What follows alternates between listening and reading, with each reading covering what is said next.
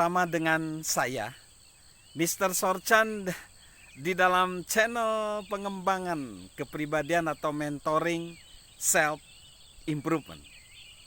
Saat ini konteks besar kita adalah bagaimana kita sukses dan menjadi berhasil, dan itu ditentukan bukan oleh sekedar talenta.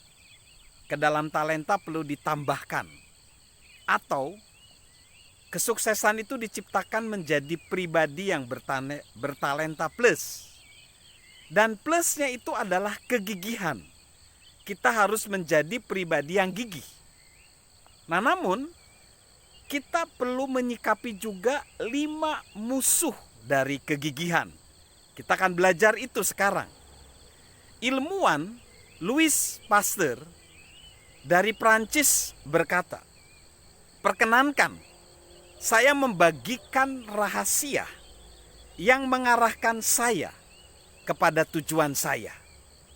Keunggulan saya hanya bergantung sepenuhnya kepada keuletan." Nah, kegigihan dimulai dengan sikap yang benar, yaitu sikap ulet. Tetapi kehendak untuk bersikap gigih saja tidak cukup membuat banyak orang bergerak saat mereka mengalami kelelahan dan ketakutan. Kegigihan adalah sifat yang dapat diolah, yang dapat dibentuk.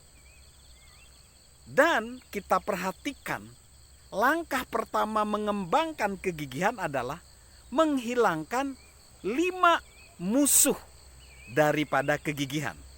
Yang pertama, musuh yang pertama adalah gaya hidup menyerah.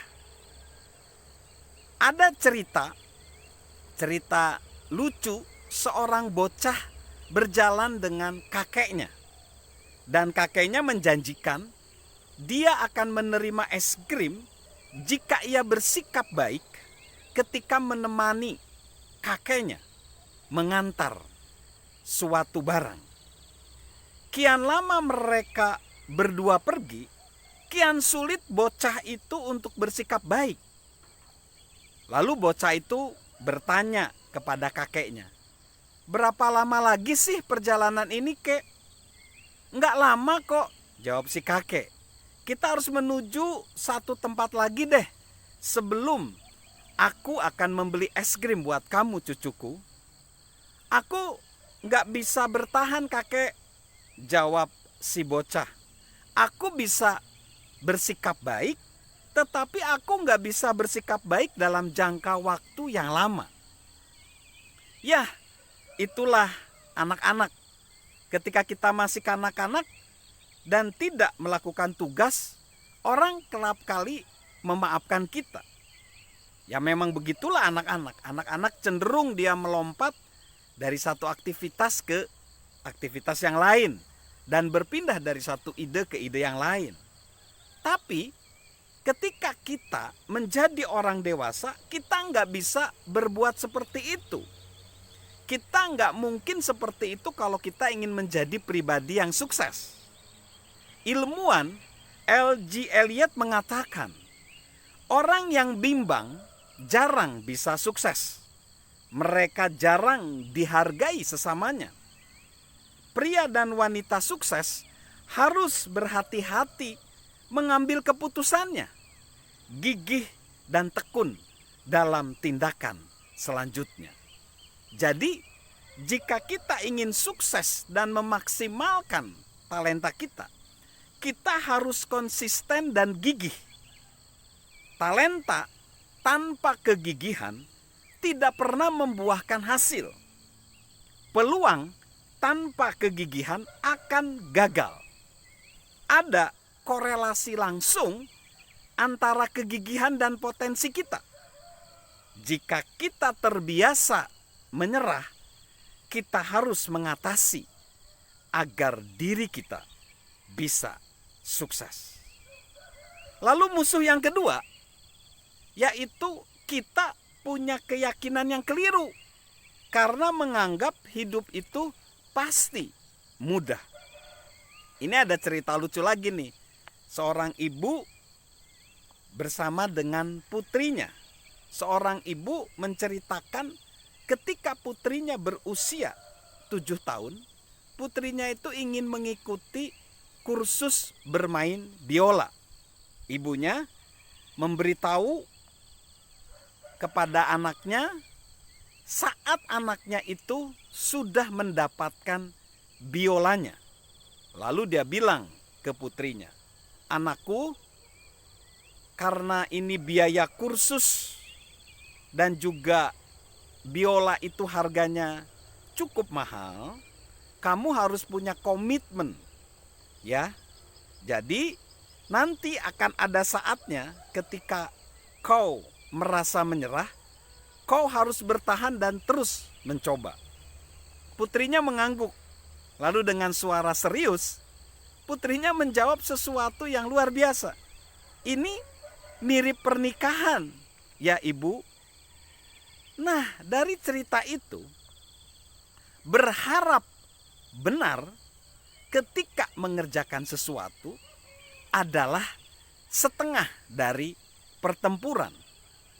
John C. Norcross, psikolog klinis dan profesor University of Scranton, telah mempelajari orang dan tujuan hidupnya. Ia juga menemukan karakteristik yang membedakan orang yang meraih tujuannya dengan orang yang tidak meraih tujuannya, yaitu harapan. Kedua jenis orang tersebut mengalami jumlah kegagalan yang sama. Selama bulan pertama mereka berjuang demi meraih tujuannya. Namun, kelompok orang sukses tidak berharap langsung sukses. Mereka memandang kegagalan sebagai alasan berkomitmen kembali dan pengingat untuk berfokus lagi pada tujuannya dengan lebih gigih. Norcross berkata, mereka yang tidak sukses mengatakan kegagalan adalah bukti ketidakmampuan mereka. Jadi, orang yang tidak sukses mengatakan kegagalan adalah bukti ketidakmampuan mereka. Berarti mereka berpikir harus mudah, padahal enggak. Jadi itu dua musuh dari kegigihan, yaitu gaya hidup yang mudah menyerah dan keyakinan keliru bahwa hidup itu harus mudah. Padahal pertempuran itu adalah sulit dan penuh tantangan.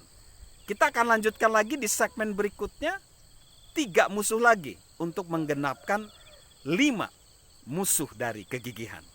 Oleh karena itu, saya mengucapkan salam untuk tetap gigih, karena kegigihan menopang talenta kita, bahkan menopang kehidupan kita untuk menjadi hidup yang berhasil. Dan tentunya salam sehat dari saya, Mr. Sorchan.